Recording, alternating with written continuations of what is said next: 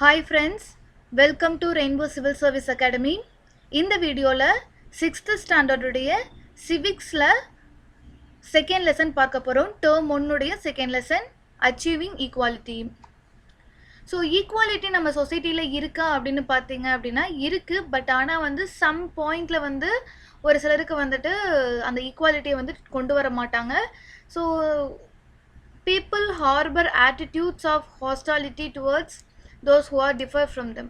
அதாவது தன் கூட வித்தியாசமாக இருக்கிறவங்கள, அதாவது வந்து தனக்கும் அவங்களுக்கும் வித்தியாசமாக இருக்கவங்க கிட்ட ஒரு ஹோஸ்டாலிட்டியை வந்து மெயின்டைன் பண்ணுவாங்க ஒரு சில மக்கள். ஸோ அப்படி வந்து ஒப்பீனியன் க்ரியேட் பண்ணிவிட்டு அவங்கள ஒதுக்கி வைக்கிற ப்ராசஸ்க்கு பேர் வந்து ப்ரீ ஜஸ்டிஸ் அப்படின்னு சொல்கிறோம். அதாவது அவங்கள பற்றி தெரியவே தெரியாது அந்த குரூப் ஆஃப் பீப்புள், அந்த சொசைட்டியை சேர்ந்தவங்களில். அதாவது ஒரு சொசைட்டி அப்படின்னா நிறைய மக்கள் ஒன்றா சேர்ந்து இருக்கிறது.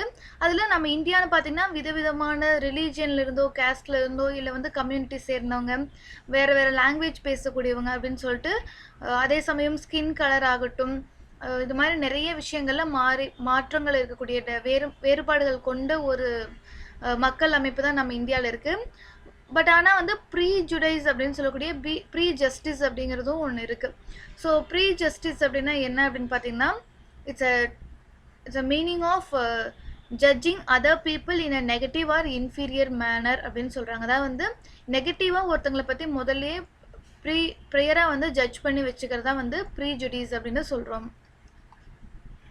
ஸோ ப்ரீ ஜுடிஸ் அப்படிங்கிறது ப்ரீ ப்ளஸ் ஜட்ஜ். அதாவது வந்து முதல்லையே அவங்கள பற்றி ஒன்றும் தெரியறதுக்கு முன்னாடியே வந்து ஜட்ஜ்மெண்ட் பண்ணி வைக்கிறதுக்கு தான் வந்து ப்ரீ ஜுடிஸ் அப்படின்னு சொல்கிறோம். ஸோ அவங்கள பற்றி அப்படி வந்து நம்ம முடிவு பண்ணி வைக்கிறதுக்கு காரணங்கள் வந்து பார்த்தீங்க அப்படின்னா ரிலீஜியஸ் பிலீவாக இருக்கலாம். So the religion they came from, the colour of the skin. Yes of course ஒரு பிளாக் கலர் ஸ்கின் அப்படின்னாவே ஒரு திங்கிங், அதே போல் ஒயிட் கலர் ஸ்கின்னா அது வந்து ஒரு திங்கிங்கில் இருப்போம். ஸோ அப்படி வந்து ஒரு ப்ரீ ஜட்ஜ்மெண்ட்டில் தான் நம்ம இருக்கோம். ஸோ எக்ஸாம்பிள் பார்த்துட்டிங்கன்னா, urban people are more civilized than rural people in attitudes and behavior is one just ப்ரீஜுடைஸ் அப்படின்னு சொல்கிறாங்க. அதாவது அர்பன் பீப்புள் தான் வந்து ஃபுல்லாக சிவிலைஸ் ஆனவங்க, ரூரல் பீப்புளுக்கு அந்த அளவுக்கு சிவிலைஸ்டாக இல்லை, அவங்களுக்கு ஆட்டிடியூடோ இல்லை பிஹேவியரோ எப்படி பண்ணுறதுன்னு தெரியாது அப்படின்னு வந்து ஒரு எண்ணம் இருக்குது. பட் ஆனால் அப்படியெல்லாம் கிடையாதுங்க. ஒரு சிலர் வந்துட்டு ரொம்பவே நல்லா தான் இருக்காங்க ரூரல் ஏரியாலேயும் கூட. ஸோ இப்போ வந்துட்டு ஒருத்தங்களை பற்றி கிளியராக தெரியாமல் அவங்கள பற்றி நம்ம முடிவு பண்ணுறது, அந்த சொசைட்டி பற்றி முடிவு பண்ணுறது தான் வந்து ப்ரீஜுடிஸ் அப்படின்னு சொல்கிறோம். ஸோ காசஸ் ஆஃப் ப்ரீஜுடிஸ், அது வந்து என்னென்னலாம் வந்து ரீசன் அப்படின்னு வந்து வைக்கிறோம் அப்படின்னு பார்த்தீங்கன்னா, சோஷியலைசேஷன். ஸோ அடுத்து பார்த்தீங்கன்னா கன்ஃபார்மிங் பிஹேவியர். ஸோ ஒருத்தவங்க ஒரு சின்ன பிஹேவியர் பண்ணிட்டாங்க அப்படின்னா உடனே வந்து ஓகே இவங்க இப்படி தான்ப்பா அப்படின்னு வந்து முடிவு பண்ணிப்பாங்க. அண்ட் சோஷியலைசேஷன், எந்த அளவுக்கு சோஷியலைஸ் ஆகிருக்காங்களோ அந்த அளவுக்கு வந்து ப்ரீஜுடைஸ் அப்படிங்கிறது பண்ண மாட்டாங்க. கம்மியாக சோஷியலைசேஷன் ஆகிறாங்க அப்படின்னா ப்ரீஜுடைஸ் வந்து கம்மியாக தான் இருக்கும், அதிகமாக இருக்கும். அடுத்து economic benefits. So economic benefit ஆஸ்பெக்ட்லேயே வந்துட்டு ஒருத்தங்களை பற்றி இன்னொருத்தவங்க முடிவு பண்ணி வச்சுப்பாங்க. அடுத்து அத்தாரிட்டேரியன் பர்சனாலிட்டி. அடுத்து எத்தனோ சென்ட்ரிசம். ஸோ யார் வந்து அதிகமாக இருக்காங்களோ, எந்த குரூப் ஆஃப் பீப்புள் அதிகமாக இருக்காங்களோ அவங்க தான் வந்து டாமினேட் பண்ணுவாங்க. ரிமைனிங் குரூப் வந்து அவங்களுக்கு கீழே இருக்கிற மாதிரி இருக்கும், ரைட்டுங்களா? ஸோ இதெல்லாம் வந்துட்டு ஒரு ரீசன் அப்படின்னு வந்து சொல்லப்படுது. அடுத்து group closure and conflicts. These are the reason behind and causes behind prejudice. அடுத்து ஸ்டீரியோடைப்ஸ் அப்படின்னு பார்க்க போகிறோம். So when prejudice gets stronger it develops into stereotype.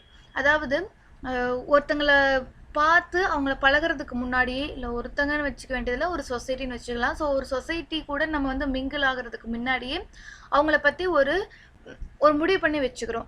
அது வந்து நல்லா டெவலப் ஆகிடுச்சு அப்படின்னா அதை அப்படியே வந்து நம்ம ஸ்டீரியோடைப்பை மெயின்டைன் பண்ணிப்போம். So stereotype means is a false view R idea about something. இதுனா வந்து இப்படி தான் அப்படின்னு சொல்லிட்டு ஒரு நம்மளே வந்து ஒரு வியூ வச்சுருப்போம், ஃபிக்ஸ் பண்ணி வச்சுப்போம் இல்லைங்களா, அதான் வந்து ஸ்டீரியோடைப்னு சொல்லுவோம். எக்ஸாம்பிள் பார்த்தீங்க அப்படின்னா வந்துட்டு பையன் அழக்கூடாது, பொண்ணு அழலாம் அப்படின்னு வந்து சொல்லுவாங்க. அதே போல் ஸ்டீரியோடைப்ஸ் பேஸ்டான டிவி ஆட்ஸ்லாம் நம்ம பார்க்குறோம். லைக் எப்படி பார்த்தீங்க அப்படின்னா, பைக் அட்வர்டைஸ்மெண்ட் அப்படின்னு எடுத்துட்டோன்னா ஒரு பயங்கரமாக ஒரு ஃபெரோஷியஸாக இருக்கக்கூடிய ஒரு அந்த கட்டுமஸ்தான உடம்போடு இருக்கக்கூடிய மென் தான் வந்து அதை வந்து அந்த பைக் ஸ்டாண்டெல்லாம் பண்ணுவார். அதே போல் இந்த வீட்டு வேலைகள்லாம் செய்கிறத எடுத்துட்டோம் அப்படின்னா வந்து உமன்ஸ் வந்து கொடுத்துருப்பாங்க. ஸோ இதெல்லாம் வந்து ஸ்டீரியோ டைப் தான், இவங்க தான் செய்யணும் அப்படிங்கிற ஒரு ஃபால்ஸ் வியூவை வந்து நம்ம மேலே திணிக்கிறாங்க அப்படின்னு நம்ம சொல்லலாம். அடுத்து இன்இக்வாலிட்டி அண்ட் டிஸ்கிரிமினேஷன் அப்படின்னு பார்த்துட்டிங்க அப்படின்னா, so inequality means difference in treatment. ஒருத்தங்களுக்கும் இன்னொருத்தங்களுக்கும் வேறு வேறு மாதிரி நம்ம ட்ரீட் பண்ணுறோம் அப்படின்னா அதுக்கு பேர் இன்இக்வாலிட்டி அப்படின்னு சொல்லுவோம். என்னென்ன விதமான இன்இக்வாலிட்டி இருக்குன்னா, கேஸ்ட் இன்இக்வாலிட்டி ஆப்வியஸாக. So Appar caste lower caste இன்னுமே வந்து இன்இக்வலாக தான் நடத்திட்டு இருக்காங்க. அடுத்து ரிலீஜியஸ் இன்இக்வாலிட்டி. ஸோ இந்தியாவில் நிறைய ரிலீஜன் இருக்குது, அதுக்குள்ளேயும் வந்து ஈக்குவாலிட்டி அப்படிங்கிறது கொஞ்சம் குறைவாக தான் இருக்குது. அடுத்து ரேஸ் இன்இக்வாலிட்டி. ஸோ ரேஸ்னால் ஸ்கின் கலர் பேஸில் சொல்லக்கூடியது. அடுத்து gender inequality. So male and woman அவங்க 2 பேர்த்துக்கு இருக்கக்கூடிய இன்இக்வாலிட்டி. இன்றைக்கும் வந்துட்டு உமனுக்கு வந்து ஈக்குவலாக ட்ரீட் பண்ணுறாங்களா அப்படின்னு கேட்டால் வந்துட்டு கிடையாது, நிறைய இடங்களில் கிடையாது. அடுத்து discrimination can be defined as negative actions towards people. So inequality அப்படிங்கிற ஒரு மைண்ட் செட் வந்துச்சு அப்படின்னா கண்டிப்பாக ஒருத்தங்களுக்கு இன்னொருத்தங்களை டிஸ்கிரிமினேட் பண்ணி நடத்துவாங்க. ஸோ எக்ஸாம்பிள் பார்த்தோம் அப்படின்னா வந்துட்டு ரேஷியல் டிஸ்கிரிமினேஷன் அப்படின்னு எடுத்துட்டோன்னா, இப்போது படங்கள்லையோ இல்லை வந்து ஒரு அட்வர்டைஸ்மெண்ட்டில் வரவங்க வந்து பார்த்திங்கன்னா எப்போவுமே வந்துட்டு ஃபேர் ஸ்கின்னில் தான் இருப்பாங்க. ஸோ டார்க் ஸ்கின்டு பர்சன்ஸ் வந்து அவ்வளோ சீக்கிரம் வரமாட்டாங்க. இப்போ தான் ரீசெண்டாக ஒரு சில ஆட்ஸ்லாம் வந்து வர ஆரம்பிக்கிறாங்க, படங்கள்லாம் வர்றாங்க. ஏன் அப்படின்னு பார்த்தீங்க அப்படின்னா எப்போவுமே ஃபேர் ஸ்கின்டு பீப்புள் தான் வந்துட்டு மீடியாவுக்கு சூட் ஆவாங்க, அவங்க தான் வந்து பெஸ்ட்டாக நடிப்பாங்க அப்படிங்கிற ஒரு மைண்ட் செட் வந்து ஆல்ரெடி அவங்களுக்கு இருக்குது. ஸோ அந்த ஒரு ஸ்டீரியோ டைப்பை ஃபிக்ஸ் பண்ணிவிட்டு ஈக்குவாலிட்டி அப்படிங்கிறது வந்து குறைஞ்சிருது. So that leads to discrimination of dark skinned people வந்து நடக்குது. அடுத்து பார்த்தோம் அப்படின்னா நம்ம கான்ஸ்டியூஷன்லேயே வந்து இந்த டிஸ்கிரிமினேஷன்லாம் இருக்கக்கூடாது, ஈக்குவலாக நடத்தணும் அப்படிங்கிறதுக்காக ஒரு சில ஆர்டிகல்ஸில் ஈக்குவாலிட்டி பற்றி சொல்லியிருப்பாங்க. எடுத்துட்டோன்னா ஆர்டிகல் 15. ஸோ இந்த ஆர்டிகல் 15 என்ன சொல்லியிருக்கு அப்படின்னு பார்த்தீங்கன்னா, ஸ்டேட் தட் இஸ் கவர்மெண்ட், ஓகேங்களா, ஸ்டேட்டுங்கிற அந்த வார்த்தை வந்து government shall not to discriminate against any citizen on grounds only of religion, race, caste, sex or place of birth or any of them. அதாவது நம்ம இந்திய அரசாங்கம், இந்தியன் கவர்மெண்ட் வந்து இந்தியன் சிட்டிசனை வந்துட்டு ரிலீஜனோ, ரேஸோ, கேஸ்டோ, செக்ஸோ, பிளேஸ் ஆஃப் பர்த் அடிப்படையில் வந்துட்டு டிஸ்கிரிமினேட் பண்ணக்கூடாது எதுலேயுமே அப்படின்னு வந்து கிளியராக சொல்லியிருக்காங்க. ஸோ இங்கே கொடுத்துருக்கிற அந்த 5 தவிர வேறு எது வேணாலும் அவங்க வந்துட்டு டிஸ்கிரிமினேட் பண்ண முடியும். லைக் ஏஜ் இருக்குது இல்லைங்களா, ஸோ ஏஜ் வந்து டிஸ்கிரிமினேஷன் நடந்துட்டு தான் இருக்குது. ஸோ இவங்க இந்த வேலை செய்யலாம், இவங்க இந்த வேலை செய்யக்கூடாது அப்படின்னு சொல்லிட்டு சம் டிஸ்கிரிமினேஷன்ஸ் இருக்குது. பட் எனிவே இந்த அடிப்படையில் பேசிக்காக religion, race, caste, sex, place of birth அப்படிங்கிற பேஸில் வந்து முக்கியமாக டிஸ்கிரிமினேட் பண்ணக்கூடாது அப்படின்னு கிளியராக ஆர்டிகல் 15 நம்ம கான்ஸ்டியூஷனில் கொடுத்துட்டாங்க. அடுத்து டூ யூ நோ ஒன்று கொடுத்துருக்காங்க, பார்த்துட்டு போயிடுவோம். End of apartheid. So apartheid அப்படின்னா வந்துட்டு நிற அடிப்படையில் மக்களை வந்து பிரித்து ஆள்றது. ஸோ இந்த அப்பத்தைடு அப்படிங்கிறது எங்கே நடந்துச்சு அப்படின்னா ஆஃப்ரிக்காவில் என்ன நடந்துச்சு, மெயினாக சவுத் ஆஃப்ரிக்காவில் நடந்துச்சு. அதை முடிவு கொண்டு வந்தவர் யார் அப்படின்னு பார்த்தீங்கன்னா நெல்சன் மண்டேலா. இவர் வந்து 27 வருஷம் வந்து ப்ரிசனில் இருந்தார். அதுக்கப்புறம் பார்த்தீங்க அப்படின்னா வெளியே வந்துட்டு சவுத் ஆஃப்ரிக்காவுடைய பிரசிடெண்ட்டாக இருந்தார். அண்ட் சவுத் ஆஃப்ரிக்காவில் அந்த அப்பத்தைடு அப்படின்னு சொல்லக்கூடிய நிற வேறுபாடு வந்து முழுசாக ஒழிச்சவர் வந்து நெல்சன் மண்டேலா தான். தென் இன்டர்நேஷ்னல் லெவல்லையும் வந்து பார்த்திங்கன்னா ஹியூமன் ரைட்ஸ்க்காக ஃபைட் பண்ணவர் தான் வந்துட்டு நெல்சன் மண்டேலா. நம்ம இந்தியா அப்படின்னு எடுத்துட்டோம்னா டாக்டர் பீமாராவ் ராம்ஜி அம்பேத்கர். ஸோ இவர் வந்துட்டு இந்த இன்இக்வாலிட்டி, டிஸ்கிரிமினேஷன் இதுக்கெல்லாம் வந்துட்டு எகென்ஸ்டாக போராடினவர். ஸோ இவரும் வந்து பார்த்தீங்க அப்படின்னா ஒரு புவர் ஃபேமிலியில் லோவர் கேஸ்டில் தான் பிறந்திருப்பார். அந்த டிஸ்கிரிமினேஷனாலேயே வந்துட்டு மெயினாக அப்படி ஒரு டிஸ்கிரிமினேஷன் இருக்கக்கூடாது, அதால் பாதிக்கப்பட்டவர் அப்படின்னு சொல்லலாம். ஸோ இவர் வந்து பாப்புலராக என்னன்னு சொல்லுவாங்கன்னா பாபா சாஹிப் அப்படின்னு சொல்லுவோம். He was an Indian jurist, அதாவது வந்து வக்கீல் அப்படின்னு சொல்லலாம். எக்கனாமிஸ்டாகவும் இருந்தார், politician as well as social reformer. So இவர் வந்து எம்ஏ வந்து 1915 படித்து முடிக்கிறாரு. அண்ட் பிஹெச்டி வந்து எக்கனாமிக்ஸில் வாங்குறாங்க 1927. தென் நம்ம இந்தியன் கான்ஸ்டியூஷன் எழுதினப்போ டிராஃப்டிங் கமிட்டி, அதான் அந்த கான்ஸ்டியூஷன் எழுதுவாங்க இல்லைங்களா, அந்த கமிட்டிக்கு சேர்மனாக வந்துட்டு இவர் தான் இருந்திருப்பார். So he is popularly called as father of Indian constitution. அடுத்து பார்த்தீங்கன்னா இண்டிபெண்ட் இந்தியாவுடைய ஃபஸ்ட்டு லா மினிஸ்டரும் பிஆர் அம்பேத்கர் அவர்கள் தான். ஸோ இவருக்கு வந்து பார்த்திங்கன்னா இவர் இறந்ததுக்கு அப்புறம் தான் 1990களில் பாரத் ரத்னா அவார்டு வந்து கொடுத்துருக்காங்க. ஸோ caste discrimination பற்றி பார்க்க போகிறோம். caste system is the most dominant reason for inequality and discrimination in India. So India எடுத்துட்டோம் அப்படின்னா தமிழ்நாடு நான் சொல்ல மாட்டேன் ஷோராக. ஸோ இந்தியா அப்படின்னு எடுத்துட்டோம் அப்படின்னா அந்த caste discrimination அப்படிங்கிறது ரொம்பவே அதிகமாகவே இருக்குது அப்படின்னு சொல்லுவாங்க. இதுக்கு மெயினான காரணம் என்ன அப்படின்னு பார்த்தீங்கன்னா மனுஸ்மிருதி அப்படின்னு சொல்லுவாங்க. மனு சாஸ்திரத்தில் வர்ணா சிஸ்டம் கொடுத்துருந்தாங்க. அதை பல காலமாக நம்ம வந்து ஃபாலோ பண்ணிகிட்ருக்கோம். ஸோ மக்களை வந்துட்டு டிஃப்ரெண்ட் குரூப்ஸாக வர்ணா அடிப்படையில் வந்து பிரித்து வச்சுருக்காங்க. அந்த இடத்துல இன்இக்வாலிட்டி அப்படிங்கிறதும் வருது. ஸோ இதுக்காக இந்த கேஸ்ட் டிஸ்கிரிமினேஷனை தடுக்கணும் அப்படிங்கிறதுக்காக போராடினவர் தான் டாக்டர் பிஆர் அம்பேத்கர். இவர் வந்து ஒரு டிப்ரெஸ்டு ஃபேமிலியிலேருந்து வந்த ஒருத்தர் தான். டிஸ்கிரிமினேஷனால் பயங்கரமாக சஃபரான ஒரு பர்சன். இந்தியாவில் ஈக்குவாலிட்டி எல்லாருக்கும் எல்லாமே கிடைக்கணும், எல்லாரையும் ஈக்குவலாக ட்ரீட் பண்ணணும் அப்படிங்கிறதுக்காக போராடின ஒரு மிகப்பெரிய மாபெரும் மனிதர் டாக்டர் பிஆர் அம்பேத்கர் அப்படின்னு சொல்லலாம். அடுத்து ஜெண்டர் டிஸ்கிரிமினேஷன். ஸோ ஜெண்டர் டிஸ்கிரிமினேஷனும் இந்தியாவில் இருக்கும். ஸோ பிட்வீன் மென் அண்ட் உமனுக்கு வந்துட்டு ஈக்குவாலிட்டி காட்டுறதா இன்இக்வாலிட்டி காட்டுறதா வந்துட்டு ஜெண்டர் டிஸ்கிரிமினேஷன் சொல்லலாம். ஸோ இது எல்லா இடத்துலையும் இருக்கும். ஸோ ஜெனரலாக உமன் அப்படின்னா வந்துட்டு அவங்களுடைய கேரியரை செலக்ட் பண்ண விட மாட்டாங்க. நிறைய வீடுகளில் இது நடக்கும். அதே சமயம் அவங்களுக்கு வந்து ஃபோர்ஸ்ஃபுல்லாக வந்து மேரேஜ் பண்ணி வச்சுருவாங்க. அதே ஈவந்தோ ஏதாவது ஒரு கோர்ஸ் படிக்கணும் அப்படின்னா கூட அது அவங்களுடைய விருப்பமாக இருக்காது. பேரண்ட்ஸ் என்ன சொல்கிறாங்களோ இல்லை ஃபேமிலி சொசைட்டி என்ன சொல்லுதோ அதை வந்துட்டு அவங்க மேலே திணிக்கிற மாதிரியான ஒரு பாயிண்ட் இருக்கும். அதே சமயம் பார்த்தீங்க அப்படின்னா படிப்பறிவு அப்படின்னு பார்த்தீங்கன்னாலும் கிட்டத்தட்ட 15% டிஃப்ரென்ஸ் இருக்கும். மேலுக்கும் ஃபீமேலுக்கும் வந்து நம்ம இந்தியாவில் லிட்ரஸி ரேஷியோ வந்துட்டு ரொம்பவே டிஃப்ரென்ஸ் இருக்கக்கூடிய ஒரு நாடாக தான் பார்த்துட்ருக்கோம். ஸோ ஜெண்டர் டிஸ்கிரிமினேஷனுங்கிறது இந்தியாவில் மட்டும் இல்லை எல்லா இடங்கள்லையுமே இருக்குது. இந்த ஸ்டீரியோ டைப் வந்து வளர்த்துருப்பாங்க இல்லைங்களா, இவங்கன்னா இப்படி தான் அப்படின்னு சொல்லிட்டு. So that leads to gender discrimination. So அதே போல் மாடர்ன் ட்ரெஸ் போடக்கூடாது அப்படின்னு உமனுக்கு சொல்லுவாங்க. ஆனால் பட் மென் வந்து போடலாம் அப்படின்னு வந்து சொல்லுவாங்க. அதெல்லாம் வந்துட்டு பார்க்குற பார்வை வந்து மாற்ற சொல்ல மாட்டாங்க. நம்ம ட்ரெஸ் போடுறதான் வந்துட்டு வந்து சொல்ல வருவாங்க, இப்படி போடணும் இப்படி போடக்கூடாது அப்படின்னு சொல்லிட்டு. அடுத்து religious discrimination. So unequal treatment of a individual or group based on their beliefs. So அதாவது வந்துட்டு ஒருத்தங்க ஒரு ரிலீஜனை பிலீவ் பண்ணுவாங்க, இன்னொருத்தங்க இன்னொரு ரிலீஜன் பிலீவ் பண்ணுவாங்க. அதனால் வந்துட்டு அவங்க 2 பேர்த்துக்குள்ளே வந்துட்டு ஒரு ஈக்குவாலிட்டியே இருக்காது. ஸோ ரிலீஜியஸ் பேஸ்டு வச்சுட்டு அன்ஈக்குவல் ட்ரீட்மெண்ட் வந்து நடந்துகிட்ருக்கும். So religious discrimination has been around for a long time. ரொம்ப காலமாகவே இந்த ரிலீஜியஸ் டிஸ்கிரிமினேஷன் அப்படிங்கிறது இருக்குது. நம்ம கண்ணு முன்னாடியே நம்ம பார்த்துட்டு இருக்கக்கூடியது தான். ஸோ ரிலீஜியஸ் டிஸ்கிரிமினேஷனில் ஒரு முக்கியமான பாயிண்ட் என்ன அப்படின்னு பார்த்தீங்கன்னா, some people are not allowed to enter in public places. அதாவது பொது இடங்களுக்கு வந்துட்டு ஒரு சிலரை வந்து உள்ளே வரக்கூடாது அப்படின்னு சொல்லுவாங்க. எக்ஸாம்பிள் பார்த்தீங்கன்னா ஒர்ஷிப் பிளேஸான டெம்பிள்லாம் இருக்கும் இல்லைங்களா. ஸோ டெம்பிள் ஆகட்டும், மாஸ்க் ஆகட்டும், வாட் எவர். ஸோ அங்கே வந்துட்டு ஒரு சிலரை அலோவ் பண்ணுவாங்க, ஒரு சிலரை அலோவ் பண்ண மாட்டாங்க. அடுத்து பார்த்தீங்க அப்படின்னா some religious people often end up in conflict with each other because of their rituals and way of life. அதாவது வந்து பார்த்தீங்கன்னா ஒருத்தங்களுக்கும் இன்னொருத்தங்களுக்கும் பயங்கரமாக கான்ஃப்ளிக்ட் வர்றதுக்கு காரணமே பார்த்தீங்கன்னா அவங்களுடைய rituals and way of life. இது ரெண்டும் வேறு மாதிரி இருக்குங்காட்டிக்கு கான்ட்ராடிக்ஷன் இருக்கிறனால ஒரு பெரிய கான்ஃப்ளிக்டோடையே வந்துட்டு இருக்கும் அப்படின்னு சொல்கிறோம். அடுத்து socio economic inequality. So socio economic inequality அப்படின்னு பார்த்தீங்கன்னா சமூக பொருளாதார சமத்துவமின்மை அப்படின்னு சொல்கிறாங்க. So income is the basic criteria for this economic inequality. So நம்ம இந்தியாவில் இன்னுமே வந்துட்டு எக்கனாமிக் லெவலில் இன்இக்வாலிட்டி அப்படிங்கிறது அதிகமாகவே இருக்குது. ஒரு செட் ஆஃப் பீப்புள் வந்து ரொம்ப லோ லெவல் ஆஃப் சேலரி வாங்குறாங்க, இன்னொரு செட் ஆஃப் பீப்புள் வந்துட்டு ரொம்பவே அதிகமாக ஏர்ன் பண்ணுறாங்க. So it leads to socio economic inequality.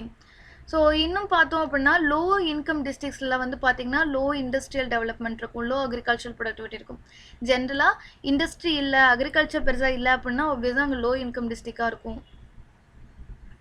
அடுத்து லிட்ரஸி ரேட் கம்மியாக இருக்குது அப்படின்னு பார்த்தீங்கன்னா அந்த டிஸ்ட்ரிக்டில் வந்துட்டு செக்ஸ் ரேஷியோ அப்படிங்கிறதும் கம்மியாக இருக்கும். ஸோ படிப்பறிவு இல்லாதனால பேபி கேர்ள்ஸ் இருப்பாங்க இல்லைங்களா, ஸோ அவங்கள வந்துட்டு கில் பண்ணுறதா இருக்கும். ஸோ அதனால் லோவர் செக்ஸ் ரேஷியோ இருக்கிறதுக்கு வந்து வாய்ப்புகள் அதிகமாக இருக்கும் அப்படின்னு சொல்கிறாங்க. ஸோ அடுத்து பார்த்தீங்க அப்படின்னா லிட்ரஸி ரேட்டில் ரொம்ப அதிகமாக லிட்ரேட்டாக இருக்கக்கூடியது கன்னியாகுமரியில் தான் அதிகமாக இருக்குது நம்ம தமிழ்நாட்டை பொறுத்த வரைக்கும் 91.75%. அதுக்கப்புறம் சென்னை. அதுவே லோவஸ்ட்டு லிட்ரஸி ரேட் இருக்கிறது வந்து பார்த்திங்கன்னா தருமபுரி 68.54. அதுக்கப்புறம் அரியலூர் 71.34%. ஸோ செக்ஸ் ரேஷியோ பார்த்தோம் அப்படின்னா வந்துட்டு நீலகிரியில் 1041 இருக்காங்க. ஓகேங்களா? ஸோ 1000 மேலுக்கு வந்துட்டு ஃபீமேல் வந்துட்டு 1041 இருக்காங்க. ஸோ செக்ஸ் ரேஷியோ அப்படின்னு பார்த்தீங்கன்னா நம்பர் ஆஃப் ஃபீமேல்ஸ் பர் 1000 மேல். ஸோ அதில் நீலகிரி தான் அதிகமாக இருக்குது. இருக்கிறதுலே ரொம்ப கம்மியாக வந்து பார்த்தீங்கன்னா தர்மபுரி. ஸோ லிட்ரஸி ரேட் கம்மியாக இருக்குது. லிட்ரஸி ரேட் கம்மியாக இருக்கக்கூடிய தர்மபுரியில் செக்ஸ் ரேஷியோங்கிறது 946 அப்படின்னு சொல்லிட்டு கம்மியாக இருக்குது. அண்ட் ஓவரால் தமிழ்நாட்டுடைய செக்ஸ் ரேஷியோ பார்த்தீங்க அப்படின்னா பெர் 1000 மேலுக்கு பார்த்தீங்கன்னா 995 ஃபீமேல் இருக்காங்க. அடுத்து remedial measures for abolishing inequality and discrimination. So என்னெல்லாம் பண்ணி இந்த இன்இக்வாலிட்டியும் டிஸ்கிரிமினேஷனையும் ரெடியூஸ் பண்ணலாம் அப்படின்னு பார்த்தீங்கன்னா, so basic services like health care and education வந்து எல்லாருக்கும் கொடுக்கணும் அப்படின்னு சொல்கிறாங்க. ஸோ அதே சமயம் கரண்ட் ஜெண்டர் பயாஸ், ஸோ மேலையும் ஃபீமேலையும் இப்போ டிஃப்ரெண்ட்டாக நடத்துகிறாங்க அப்படிங்கிறது முதல்ல எல்லாருக்குமே தெரியணும். போத் மேல் அண்ட் ஃபீமேல் 2 பேருக்குமே தெரியணும். அதே சமயம் உமனை வந்துட்டு மெயினாக உமன் டிஸ்கிரிமினேஷன் அப்படிங்கிறது அதிகமாக இருக்குது. என்னதான் வந்துட்டு அர்பன்லேயோ இல்லை வந்து படித்த பொண்ணுங்களுக்கு வந்துட்டு ஓரளவுக்கு வந்து ஜெண்டர் ஈக்குவாலிட்டி இருந்தாலும் நிறைய இடங்களில் இன்னும் ஜெண்டர் டிஸ்பாரிட்டி அப்படிங்கிற பேரில் ஃபீமேல் வந்து கீழே தான் வைக்கப்படுறாங்க. ஸோ அதனால் என்ன பண்ணணும்னா உமன்ஸை வந்து முதல்ல ஐகானிக்காக காட்டணும் அப்படின்னு சொல்கிறாங்க. வெளியே பப்ளிக் லைஃப்பில் அவங்கள வந்து ஈடுபடுத்தணும். அதே சமயம் அவங்க அது மாதிரி இருக்காங்க அப்படின்னு எல்லாருக்கும் ஒரு அவேர்னஸ் கொடுக்கணும் அப்படின்னு வந்து சொல்கிறாங்க. இது போத் மேல் அண்ட் ஃபீமேல் 2 பேரையுமே இம்பேக்ட் பண்ணும். அடுத்து be open to learning about other religions. கண்டிப்பாங்க. ஸோ இந்த ரிலீஜியஸ் இன்இக்வாலிட்டிக்கு வந்து ஒரு மெயினான ரீசன் பார்த்தீங்கன்னா, ஒரு ரிலீஜனை பற்றி இன்னொரு ரிலீஜன் குரூப் ஆஃப் பீப்புளுக்கு ஐடியா இல்லாதனால தான். ஸோ அதனால் அந்த ரிலீஜன்லேயும் என்ன சொல்ல வர்றாங்க அப்படிங்கிறத தெரிஞ்சுக்கிட்டாவே வந்துட்டு ஓகே 2மே வந்துட்டு ஒன்றையே தான் சொல்ல வருது 2 ரிலீஜனுமே அப்படிங்கிற ஒரு அண்டர்ஸ்டாண்டிங் புரிதல் வந்து வர ஆரம்பிக்கும். ஸோ அந்த இடத்துல ரிலீஜியஸ் இன்இக்வாலிட்டி அப்படிங்கிறது வந்து வராது. அடுத்து கம்யூனிட்டி டைனிங் அப்படிங்கிறத ப்ரமோட் பண்ணணும் அப்படின்னு வந்து சொல்கிறாங்க. ஸோ கிளாஸ் ரூம்ஸ்லேயே வந்து பார்த்திங்கன்னா இந்த மதிய சத்துணவு திட்டம் அப்படிலாம் கொடுக்குறாங்க இல்லைங்களா, மிட் டே மீல் ஸ்கீம். ஸோ அதுலலாம் வந்துட்டு எல்லோரும் ஒன்றா தான் உட்காந்து சாப்பிட்ணும் அப்படின்னு கிளியராக சொல்கிறாங்க. அதுவுமே வந்து ஒரு விதத்தில் நம்மளுக்கு அந்த கேஸ்ட் பயாஸ் வந்து இல்லாமல் இருக்கும். So religious or gender bias எல்லாமே இருக்கிறதுக்கு சான்சஸ் வந்து அது ப்ரமோட் பண்ணும் அப்படின்னு சொல்கிறாங்க. And socialise with people of all types outside home. So வீட்டுக்கு வெளியே இருக்கக்கூடிய எல்லா விதமான மக்கள் கூடயும் பழகணும், சோஷியலைஸ் ஆகணும் அப்படின்னு சொல்கிறாங்க. இதன் மூலமாக வந்து இன்இக்வாலிட்டி அண்ட் டிஸ்கிரிமினேஷனை ரெடியூஸ் பண்ண முடியும் அப்படின்னு சொல்கிறாங்க. அடுத்து effective implementation of laws. This is the first and foremost measure to abolish inequality and discrimination. So லாஸை வந்து ப்ராப்பராக இம்ப்ளிமெண்ட் பண்ணிட்டோம் அப்படின்னாவே வந்துட்டு அதன் மூலமாக வந்து ஜென்ரலாக இந்த இன்இக்வாலிட்டியெல்லாம் ரெடியூஸ் பண்ணிடலாம். So constitution of India and equality. So கான்ஸ்டியூஷனில் ஈக்குவாலிட்டியை பற்றி பேசக்கூடிய ஆர்டிக்கல் பார்த்தீங்கன்னா article 14. So it gives equality before law and equal protection of law அப்படின்னு வந்து சொல்லியிருப்பாங்க.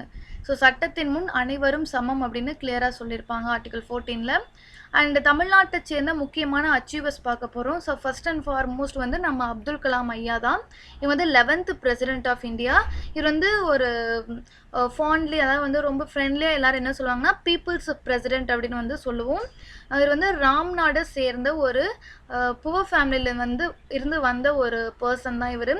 ஸோ எம்ஐடி, அதாவது வந்து மெட்ராஸ் இன்ஸ்டியூட் ஆஃப் டெக்னாலஜியில் படிச்சுட்டு டிஆர்டிஓவில் வந்து ஒர்க் பண்ணியிருப்பார். அண்ட் இவர் வந்து பார்த்தீங்கன்னா இவரோட முக்கியமான ஃபேமஸ் புக்ஸ் வந்துட்டு wings of fire, ignited minds, the luminous sparks and mission India. And இவர் வந்து காமனாக எல்லாம் என்ன சொல்லுவாங்க அப்படின்னு பார்த்தீங்கன்னா மிசைல் மேன் ஆஃப் இந்தியா அப்படின்னு சொல்லுவோம். ஸோ மிசைல்ஸை வந்து ஃபுல்லாக இவர் தான் வந்து கொடுத்துருந்துருப்பார். இவரோட ரிசர்ச்சில் தான் நிறையா மிசைல்ஸும் ப்ரொடியூஸ் ஆகிருக்கும். அண்ட் இவருக்கு வந்து 1997 பாரத் ரத்னா வந்து அவார்டு வந்து வாங்கியிருக்காரு. ஸோ அடுத்து பார்த்தீங்கன்னா விஸ்வநாதன் ஆனந்த். ஸோ இவர் வந்து ஒரு சென்னையில் வளர்ந்த ஒரு பர்சன். ஸோ இவர் வந்துட்டு 5 times வேர்ல்டு செஸ் சாம்பியன்ஷிப் வந்து வாங்கின ஒரு பர்சன். இவர் வந்து ஜூனியர் செஸ் சாம்பியன்ஷிப் வந்து வேர்ல்டு லெவலில் 14 இயர்ஸ்லேயே வந்து வாங்குறாரு. அடுத்து பார்த்தீங்கன்னா ராஜீவ்காந்தி கேல் ரத்னா அவார்டு. இந்த ராஜீவ்காந்தி கேல் ரத்னா அவார்டு வந்து 1991 to 1992க்கு இவர் தான் வாங்கினார். இந்தியாஸ் ஹையஸ்ட் ஸ்போர்ட்ஸ்க்கான ஹானர் வந்து ராஜீவ்காந்தி கேல் ரத்னா அவார்டு தான். அண்ட் இதை வாங்கின ஃபர்ஸ்ட் பர்சனும் வந்துட்டு விஸ்வநாதன் ஆனந்த் அவர்கள் தான். அடுத்து he becomes India's first grand master in 1988. Then Padma Vibhushan அப்படிங்கிற ஹையஸ்ட் சிவிலியன் அவார்டையும் வந்துட்டு 2007 வாங்குறாரு. அடுத்து இப்போ ரீசன்ட் அச்சீவர்ஸாக இருக்கக்கூடியவங்கள பார்க்க போகிறோம். இளவழகி. ஸோ இளவழகி அப்படிங்கிறவங்க வந்துட்டு வியாசர்பாடியிலேருந்து இருக்கக்கூடிய ஒரு பொண்ணு. ஸோ இவங்க வந்து பார்த்திங்கன்னா வேர்ல்டு கேரம் சாம்பியன்ஷிப்பாக வந்து வாங்கியிருக்காங்க ரைட்டுங்களா. So she participated and won the Indian National Carom Championship in the same year after beating the former world champion Reshmi குமாரி. அடுத்து மாரியப்பன். ஸோ இவர் வந்துட்டு பாரா ஒலிம்பிக்ஸில் வந்துட்டு பார்ட்டிசிபேட் பண்ணி கோல்டு மெடல் வாங்கின ஒரு பர்சன். ஸோ 2016 வந்து பார்த்தீங்கன்னா ரியோ பாரா ஒலிம்பிக்ஸில் இவர் வந்து பார்ட்டிசிபேட் பண்ணியிருப்பார். சேலத்தை சேர்ந்த ஒரு பர்சன் இவர். ஸோ பாரா ஒலிம்பிக்ஸ் அப்படிங்கிறது வந்துட்டு disabled பர்சன்ஸ்க்காக நடத்தக்கூடியது.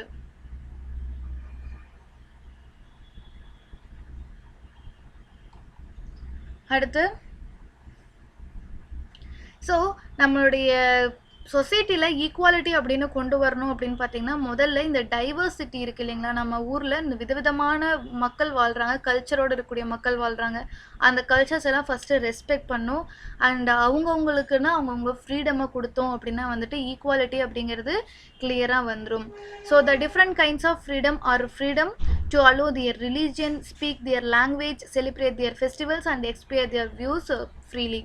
So these are the freedoms to ensure equality. So article 17 வந்து பார்த்தீங்கன்னா அன்டச்சபிலிட்டி அப்படிங்கிறது வந்து அபாலிஷ் பண்ணியிருப்பாங்க. So prohibit untouchability under article 17 in our constitution. So எந்த ஃபார்ம்லேயும் வந்து அன்டச்சபிலிட்டியை ஃபாலோ பண்ணக்கூடாதுன்னு சொல்லியிருப்பாங்க. இதுவும் வந்து ஈக்குவாலிட்டியை என்ஷூர் பண்ணக்கூடிய ஒரு ஆர்டிக்கல் அப்படின்னு பார்க்கப்படுது.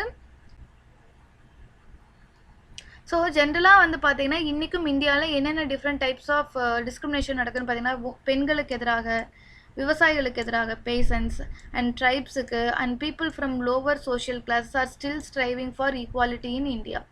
ஸோ பெண்கள், விவசாயிகள், அதே சமயம் பழங்குடியின மக்கள், லோவர் கிளாஸ் பீப்புள் எல்லாருமே வந்துட்டு இன்றைக்கும் ஈக்குவாலிட்டி இல்லாமல் இந்தியாவில் இருக்காங்க அப்படின்னு வந்து சொல்லப்படுது. ஸோ ரீகேப் பண்ணிடுவோம். So prejudice means to judge the other people in a negative or inferior manner without knowing much about them. And stereotype அப்படின்னு பார்த்தீங்கன்னா false view or idea about something or someone. அடுத்து discrimination means negative action towards people. So அது வந்து colour, class, religion, gender பேசிஸில் வந்து நடக்கும் அப்படின்னு சொல்கிறாங்க. அண்ட் கேஸ்ட் சிஸ்டம் வந்து பார்த்திங்கன்னா most dominant reason for inequality and discrimination in India. And gender discrimination refers to health, education, economic and political inequalities between men and women. இன்றைக்கும் வந்து health செக்டார்லேயும் வந்துட்டு மேலுக்கு தான் வந்து இம்பார்ட்டன்ஸ் கொடுக்குறாங்க. எஜுகேஷன்லேயும் சரி, எக்கனாமிக் சைட்லேயும் பார்த்தீங்கன்னா மேலுக்கு தான் இம்பார்ட்டன்ஸ். அண்ட் பொலிட்டிக்கல் இன்இக்வாலிட்டிஸும் இன்றைக்கி இருந்துட்டு தான் இருக்குது. ஸோ எம்பி, எம்எல்ஏக்கள் வந்து ரொம்பவே உமன்ஸ் வந்து கம்மியாக தான் இருக்காங்க. அடுத்து religious discrimination means unequal treatment of an individual or group based on their believes. So அவங்கவுங்க ரிலீஜியஸ் பேஸில் அவங்கவுங்க இருப்பாங்க. பட் ஆனால் அதனால் வந்துட்டு அன்ஈக்குவலாக வந்து இன்ஈக்குவலாக வந்து ஒருத்தங்களை டிஸ்கிரிமினேட் பண்ணுறதா வந்து ரிலீஜியஸ் டிஸ்கிரிமினேஷன் அப்படின்னு சொல்கிறாங்க. ஸோ அவ்வளோதாங்க, இன்றைக்கி இந்த லெசன் முடிஞ்சிடுச்சு. உங்களுக்கு இந்த வீடியோ பிடிச்சிருந்துச்சுன்னா லைக் பண்ணுங்கள், சப்ஸ்கிரைப் பண்ணுங்கள். அண்ட் உங்களுக்கு என்ன மாதிரி வீடியோஸ் வேணும் டிஎன்பிஎஸ்சிக்கு அப்படின்னு சொல்லிட்டு கீழே கமெண்ட்ஸில் சொல்லுங்கள். அதுக்கேற்ற மாதிரி நான் வந்து வீடியோஸ் உங்களுக்கு போடுறேன். தேங்க்யூ.